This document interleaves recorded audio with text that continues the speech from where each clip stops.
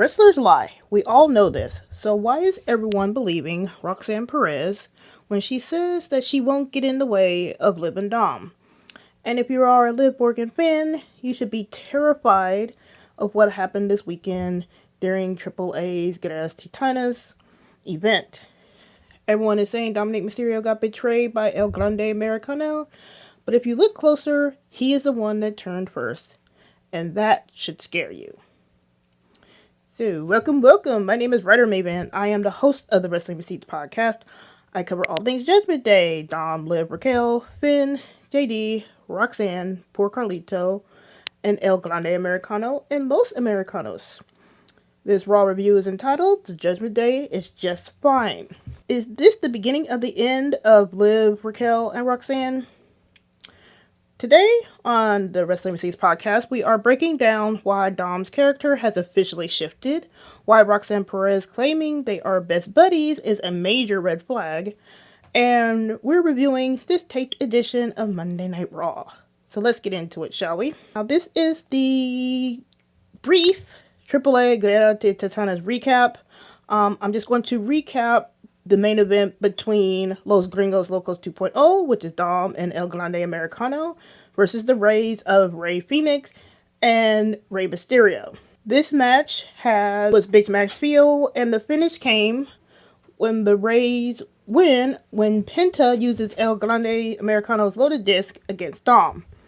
And the aftermatch was as important, so Dom shoved El Grande Americano first and left him in the ring, and then El Grande Americano then shook hands with Rey Mysterio. Now here is my hot take, because I have been seeing this all over I've been seeing this all over TikTok and social.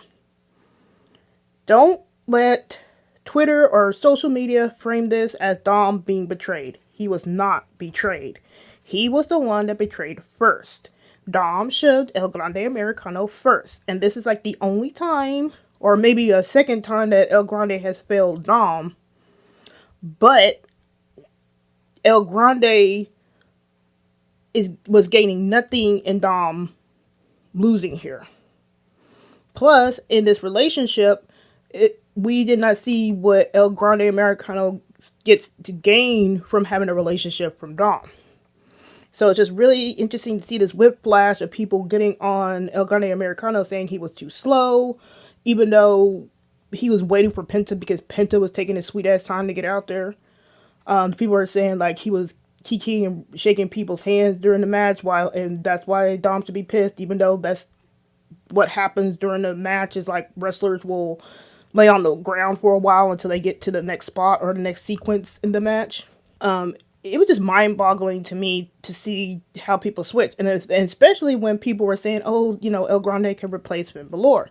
Now, Finn is one that was deliberate with his slowness with Dom. Like, we actually saw that at not Triple Mania. We saw that at Worlds Collide. So, with El Grande, this shows a major shift in Dom's character. Because unlike the situation Dom has with Finn, Rhea, and Damian, El Grande Americano didn't actually do anything to Dom intentionally. Was he slow with the loaded disc? Yeah. But did he intentionally cost Dom the match? Did he intentionally, cause Dom to, lose the match? No. He was just slow about it. And that's the only thing he did. Now, you can always say that he touched the belt. But again, everybody touches that damn belt. So, it's still a sequence of El Grande did nothing to Dom. And the reason why this is a big shift, because Dom no longer has a reason to turn. You remember how the character trait of Dom is that he always needs a reason to betray somebody or turn on somebody? Now, that's gone. He always had a reason with Rey. He always had a reason with Edge. He always had a reason with Rhea. He always had a reason with Damian. And he had a reason with Finn. But with El Grande Americano, there is no reason.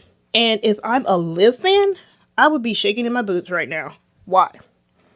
Because they think this is Liv and Dom versus the world because Dom is shoving everything away. But this only just proves that when the going gets tough and Dom is not happy, he will turn on you now. He doesn't need a reason to turn.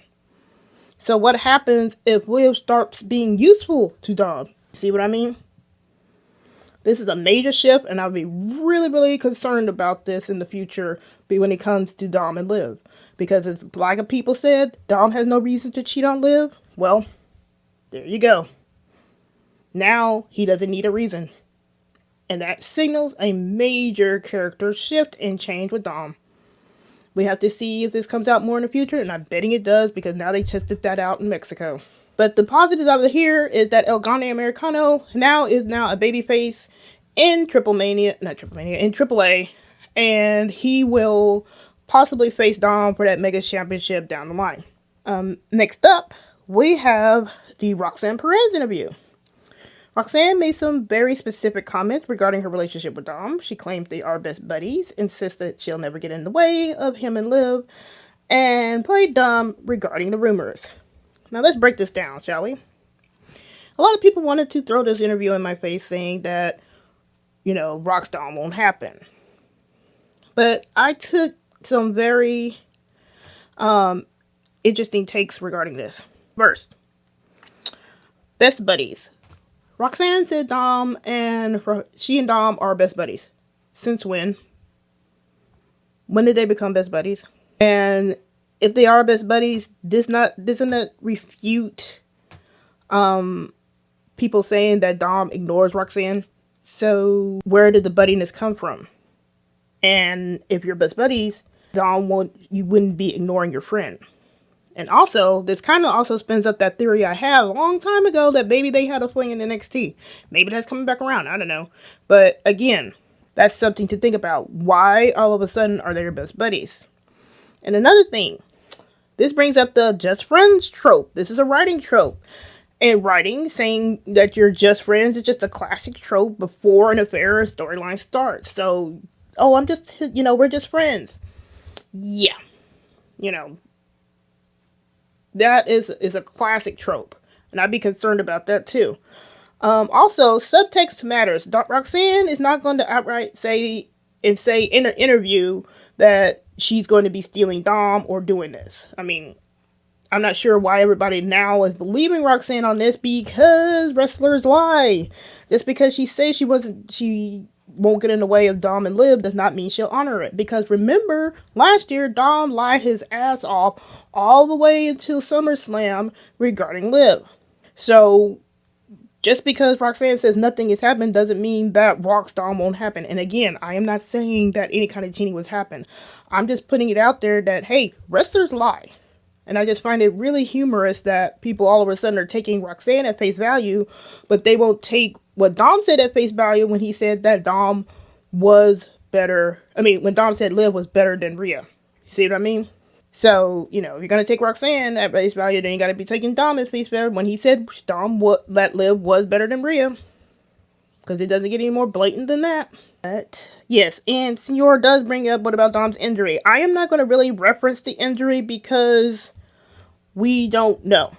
I know Meltzer and Alvarez have said something, but the last time Meltzer said anything about Dom's injury last year, he ended up with a huge egg on his face. So, I am not going to believe much regarding any kind of injury until we get something from Sean Ross Sapp and PWI Insider.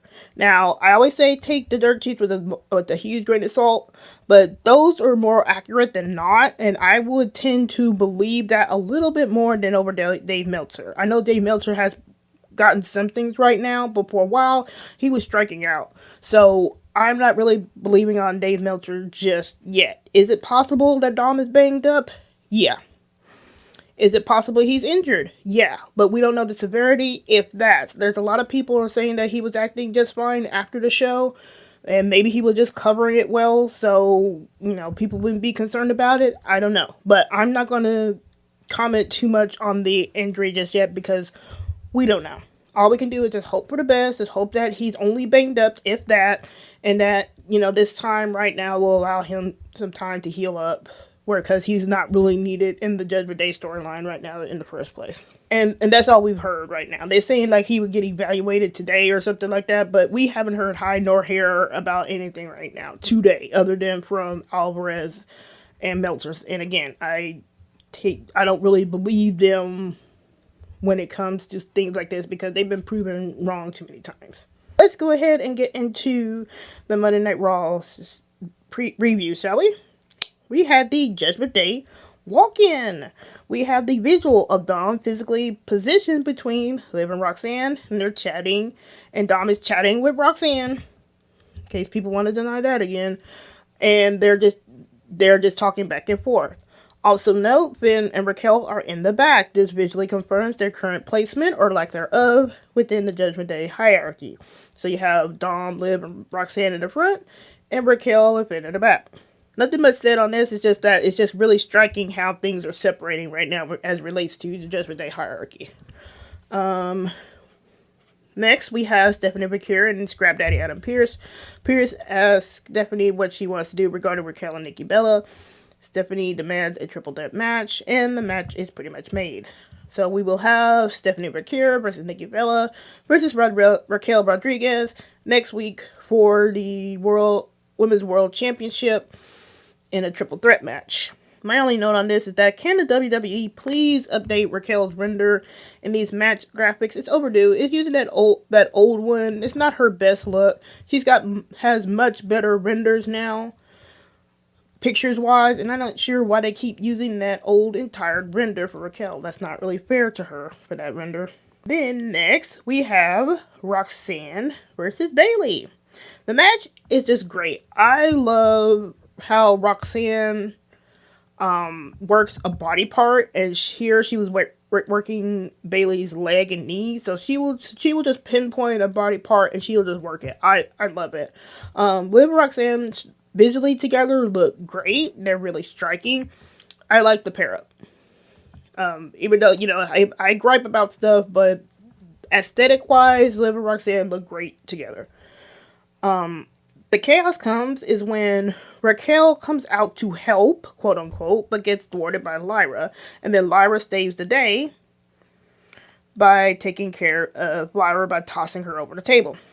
The finish comes when Liv distracts the ref, Roxanne exposes the turnbuckle, and sends Bayley's head first into it. Roxanne has the match won until Raquel uninexplicably gets up on the apron and distracts the ref.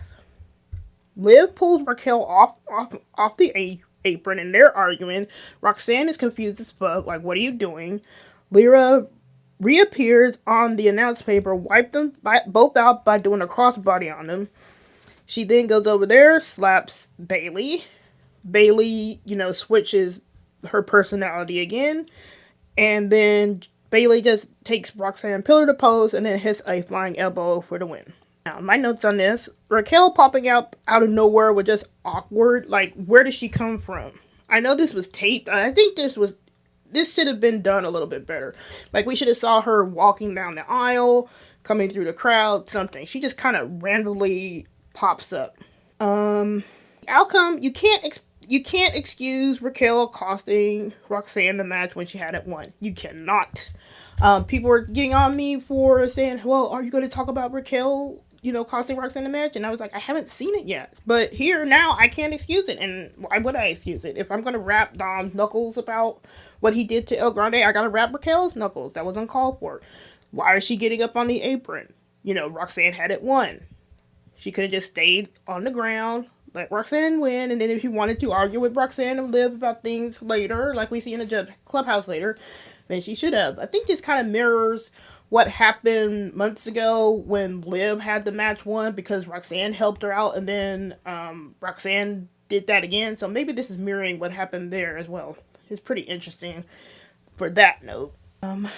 We have to wonder if this was jealousy. Was Raquel trying to help, or was she jealous that Liv's interference was actually working for Roxanne? Is she jealous that Roxanne and Liv are getting closer and she's kind of getting frozen out? These are some things that we should have gotten some beats on, at least in the clubhouse, but anyway. And then poor Roxanne takes another loss. I know this is for the storyline, but still, she needs to start getting some wins. I don't like her losing, and that's one thing I will agree with that Roxanne fan is like, it's storyline wise, but I don't really like her taking all these losses, even though she won last week. Now we shift into the Judgment Day clubhouse. Dom and Finn are on the PlayStation 5. Finn looks like he's facing Braun Breaker, but now it was corrected to say that's Chad Gable, which is really interesting. The women enter in arguing. Dom and Finn are trying to calm them down. Roxanne says that she and Liv had the match won until Raquel showed up. Raquel claims that she was just trying to get help and points out Judgment Day didn't help her last week against Nikki. Liv said, "We were just trying to do what you ask. We help each other because that's what families do," which felt sarcastic as hell. The split comes is where Raquel says that she doesn't need this. She has a title match to prep for and walks out. Now, what I think here is that we really needed a segment before the Roxanne and Bayley match to explain why Raquel popped up, because it just felt so random. Raquel is being a huge hypocrite. She literally told him that she wanted to handle things on her own last week, and Nikki came out and gave her that big egg on her head. So she's being a hypocrite here. You said you wanted to do it on your own. They did let you be on your own, and you got your bell rung because of that. You know, spade's a spade here. Raquel is focusing on the gold, the women's title gold at least, and is pushing everyone away. And in doing so, she has lightly turned Roxanne completely against her. And Liv has now pulled Roxanne onto her side just because Liv was actually helping Roxanne to win the match until Raquel showed up. I'm going to go into this a little bit deeper later, but I'm going to do my Raw quick hits first, and then I'm going to circle back around. So, Raw quick hits is Asuka defeating Rhea via distraction roll-up after Kairi attacked Io's injured back, and Rhea went to check on her. Becky and Maxine, they came to blows during their promo. Maxine made Becky tap out to the ankle lock, and they will have a match for the Intercontinental Championship on the first Raw of the year in 2026. Javon Evans beat Rayo Americano, and he is now a free agent on the main roster. Nikki Bella promo. This is what a real champion looks like. She insulted the crowd. It's just your basic heel promo, yada yada yada. Gunther got booed out of the building, and that's all I can say about that. And then he did talk to Uncle Al and AJ Styles again. Austin Theory and Bronson Reed defeated Rey Mysterio and CM Punk. Austin Theory is looking like he's fresh out of prison, and now he has converted and now looks like a messiah as well. And here are my final thoughts for Raw. The setup was awkward tonight, but the goal was clear. The WWE wants animosity built between Raquel, Roxanne, and Liv. They might be speed running things a bit, and I think they could have set it up better, but we know what the end game was. They wanted that animosity to build up. By costing Roxanne the match, Raquel has pushed Roxanne away. And Liv is being smart. She's pulling Roxanne to her side by pretending to help Roxanne. Well, not really pretending to help Roxanne, but she's helping Roxanne in spite of Raquel. Prediction. Next week is the triple threat. So, what I would really want to happen is that Raquel wins, but only due to Liv trying to kind of accidentally on purpose, cost Raquel the match. Like, Liv and Roxanne are kind of trying to do that, but Raquel ends up winning the match anyway. It could end up where Stephanie wins or even Nikki wins, but I think it would be better if we go into that triple threat match where Raquel is in a situation, maybe like how they did with Izzy Dame and Tatum Paxley from NXT at, what was it, not Halloween Havoc. Yeah, it was Halloween Havoc. So, like, Izzy Dame went to hit Tatum, but it ended up hitting JC Jane. Maybe we can do something like that. Like, Liv goes to hit Raquel, but she ends up hitting, like, Nikki. Like, save Stephanie so she doesn't get pinned. Liv ends up hitting Nikki. Nikki's down and out, and then this is where Raquel can capitalize, do a Tejano bomb or whatever, pin Nikki, 1, 2, 3. That way you have Raquel as the champion, and then going into next year, you can have Liv enter the Royal Rumble, win the Royal Rumble, and then Liv can select Raquel as the person that she wants to face, and then that's when Liv and Roxanne boot Raquel from the Judgment Day. And that's my little prediction on that. That's what I think would do better. Right now, just having Raquel lose right here, I don't think really helps the storyline. I mean, yeah, you can eject Raquel out of Judgment Day here, and you could have it where Raquel is ejected and then Liv's in the match, and then Raquel comes back and then costs Liv again. But I don't think I would want that for Liv if, she's in the Royal Rumble. Like, if she's in the Royal Rumble, let her just go on and win it by now. And then I don't really want Nikki to win that either. Like, she's like, I don't know. Nikki, I don't think needs to be anywhere near a title right now. Maybe IC, but I don't really think she needs to be near a title. And that was Raw. Like I said, yeah, I mean, we're going into Judgment Day is crumbling, and we have Dom and Finn's things on pause right now. It is all focused on the women. We will see what happens next week with this title match. And like I said, I hope Raquel wins it. And that is Raw.